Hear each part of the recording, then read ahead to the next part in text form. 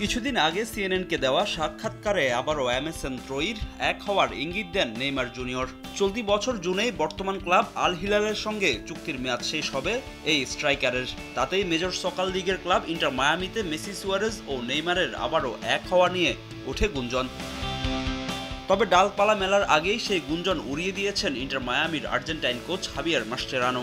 MLS media ইভেন্টের দেওয়া সাক্ষাৎকারে নেইমারের ইন্টার মায়ামিতে যোগ দেওয়া একেবারেই অসম্ভব বলে জানান তিনি। মূলত উচ্চ বেতনের নেইমারকে দলে ফেরাতে হলে ইন্টার মায়ামিকে ছাড়তে হবে বেশ কয়েকজন ফুটবলার ক্লাবটির জন্য, যা এই মুহূর্তে সম্ভব নয়। এরই মধ্যে সাবেক কোচ তাতা মার্তিনোর বদলে যোগ দিয়ে বেশ কজন ডিফেন্ডার ছেড়েছেন মাস্টেরানো।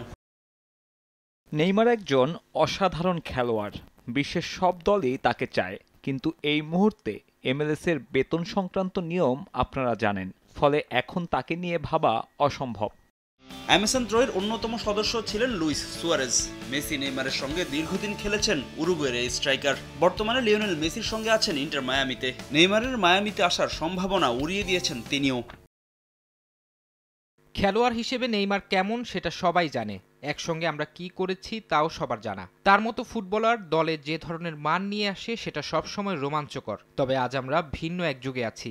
তখনকার সময়ের চেয়ে এখন আমরা অনেক বুড়ো। সে যেমনটা বলেছে এবং সবাই যেমন বলে, ফুটবলে যে কোনো কিছু হতে পারে, আশা এবং প্রত্যাশা সব সময় থাকে, কিন্তু সেসবকে বাস্তবায়ন করা জটিল এবং কঠিন। বার্সেলোনার এমএসএন ত্রয়ী ভক্তদের উপহার দিয়েছিলেন অনেক আনন্দঘন মুহূর্ত, তবে এখন তা শুধুই অতীত। ফাহিম ইসলাম, সময় সংবাদ।